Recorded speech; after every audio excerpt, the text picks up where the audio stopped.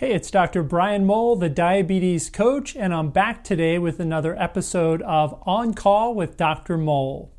Today's question comes from Candy, and she asks, how many carbs is okay for one day? Well, that's a great question, Candy. A simple question, it may seem, but actually much more complex than it seems on the surface. Carbohydrates certainly are important to track because carbohydrates, more than any other macronutrient, will convert into glucose, which will have the most profound impact on our blood sugar and our insulin levels. When you eat carbohydrate-rich foods like starches and sugars, things like fruit, starchy vegetables like potatoes, grains like rice, wheat, buckwheat, and oats, as well as beans and legumes, these all convert eventually into sugar. Even starchy foods like white potatoes, which actually have very little sugar, will have a net glycemic impact that's very high because the starch is just long chains of glucose. And as soon as that starch gets into your mouth, your enzyme, salivary amylase, starts to break it down into shorter chains and then eventually into glucose molecules. And that glucose gets right into your bloodstream and will raise your blood sugar. Not only does it raise your blood sugar, but it causes an insulin surge. Insulin, of course, the hormone released by the pancreas to help deal with all that sugar in your blood. So your body, when you eat sugar and carbohydrates, has to deal with those. Now, there's another type of carbohydrate called fiber, which does not have much of an impact on our blood sugar. So when we calculate carbohydrates in food, we have to look at not just the sugar content, but the total carbs, the fiber, and the sugar. In fact, really, you can just focus on total carbohydrates and fiber, because the difference between those two will give you your net carbs. And your net carbs essentially is what's going to end up as sugar. So a food might have 25 grams of total carbohydrates and 5 grams of fiber. That leaves you with 20 grams of net carbs. Now, even if only 5 of that is sugar, the other 15 then would be starch, and that again will quickly break down to sugar in your system. So the net carbs, in this case 20 grams, is really what you want to pay attention to. So back to Candy's question. How much carbohydrate is okay for one day? Well, that really varies from one person to the next. If you're trying to follow a nutritional ketogenic diet, then you're probably going to have to get your carbohydrates down to 20 or 30 grams per day or less. That's net carbs. If you're just trying to follow a low carbohydrate diet, then you might be okay closer to 100 grams or less. We start most of our clients on about 50 to 75 grams of net carbs per day, and we split that up, of course, throughout the day. So you don't want all of that at one meal.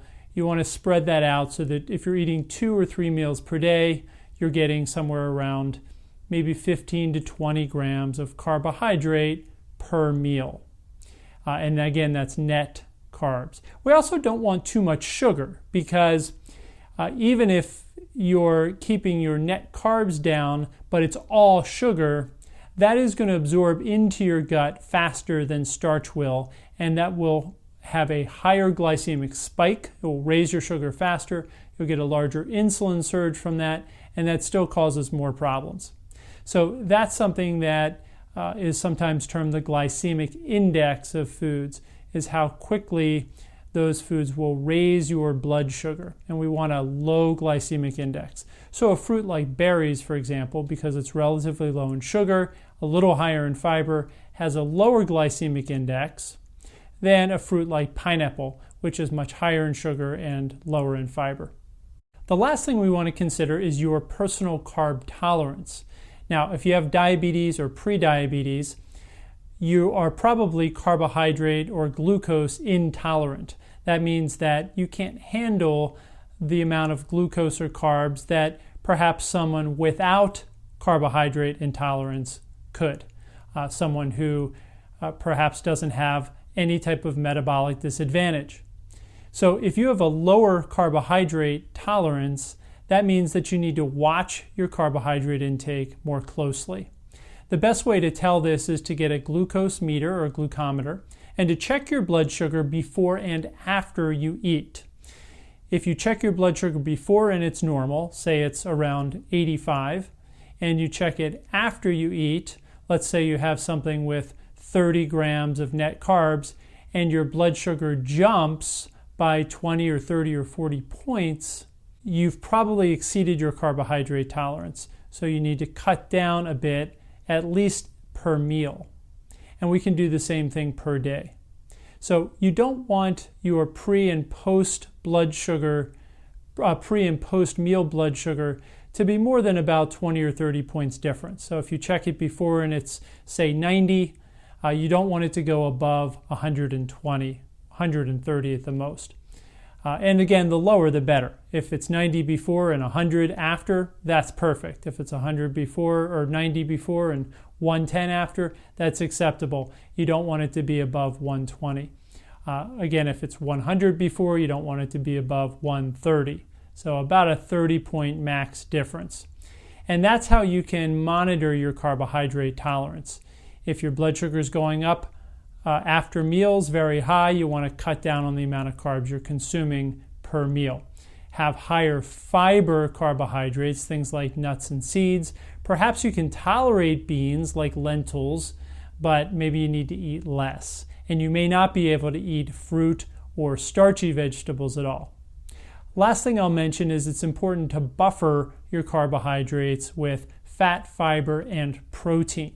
So make sure if you are eating some carbohydrates, let's say you're eating some starchy vegetables like sweet potatoes, or you're eating some legumes like lentils, make sure you include some protein foods with that. Make sure you include lots of fiber. Now the beans have fiber, starchy vegetables don't, so you may need to add some fibrous veggies or some nuts and seeds as well, or some supplemental fiber, and some healthy fats. Healthy fats, especially taken before your carbohydrates, are going to help to buffer the glucose absorption from the carbohydrate-rich foods.